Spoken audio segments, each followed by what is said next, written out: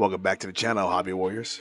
Today, we're staging an epic Warhammer 40K close quarter battle, and this time, I'll just be using miniatures that I previously painted from a previous project.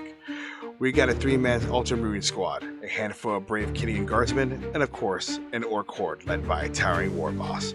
All of them will clash atop of the broken body of a fallen Dreadnought in a battle scene that captures the Grimdark chaos of the 41st millennium.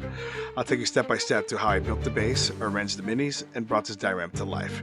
No new painting required, just pure creativity and staging. Let's jump in it. Alright, so I was able to get this 3D printed of a dead Dreadnought from McCurry. So I thought I should build a battle around that. So as you can see here, I placed and super glued, or with a glue gun, the 3D printed dead Dreadnought on the base and put some dark earth from AK Interactive around it. Try to blend it in a little bit more right there with the dirt. But I mean, that wasn't AK Interactive. That was Pro Acrylic, the dark earth, because I ran out of the AK Interactive. I already had mostly pre-painted miniatures I've done from previous projects I haven't used them. The one I'm using here will be a Space Marine 2 of, what's his name? The main character I was able to get off McCurry. He was the only one that didn't have painted, so I got up and painted him.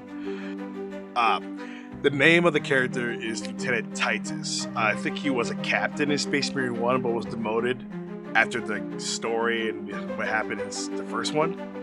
But this is the miniature that I was able to get off McCurry of Captain or Lieutenant Titus from Space Marine 2.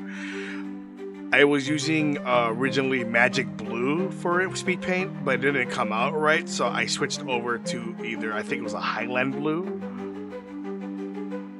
I don't remember, but yeah, I think it was Highland Blue that I switched over to make it for a darker blue color for his armor. So as you can see, because obviously it's an Ultramarine, I used blue for the armor, and then gold around the rim, and then leather for his belts. And I used a plate metal coloring for his sword, and I used red for his plasma pistol, and red coloring for the outside of his sword, or his chain sword. As you can see there, as I was putting the blood red painting, the bottle, the cap exploded.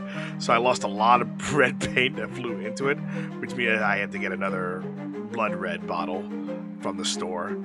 For now, as an eternal, I'll probably use Carmine Dragon Red until I get back to the store to replace that one bottle that exploded. But yeah, I used gold for his chest plate and the outer rim. And then right here, I decided to paint it black for the base for painting. And then I dry brushed it with matte white.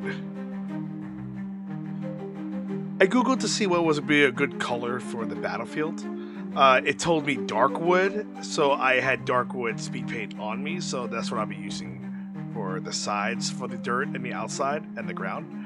And of course, for the Dreadnought, I used Highland Blue around the corners, and then a little bit black on his pistol or his gun on the right arm, and for the engines, I mixed it with black and silver. Before I show you the finishing touches and placing the miniatures, here's a little story I wrote up for this diorama. Upon the shattered body of a fallen Dreadnought, the sons of Guilliman make their stand. 3 Ultramarines, battle-scarred but unbroken, braced for the green tide. The Cadian Guardsmen at their side, lays guns blazing, know there will be no retreat, no surrender.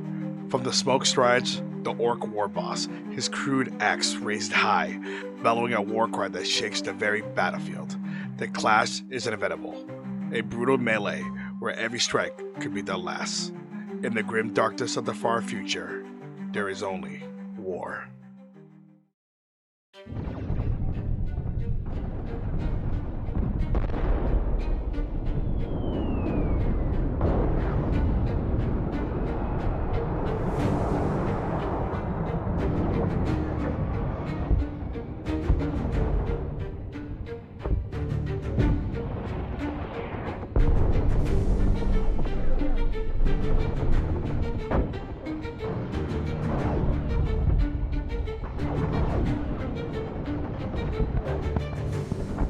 And there it is.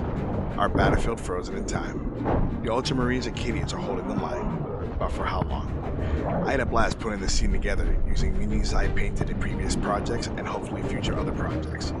If you want to see how many of these models came to life, check out my earlier painting videos.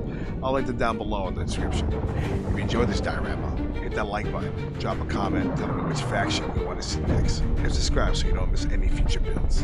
Until next time, keep building, keep painting, and keep the Grimdark alive.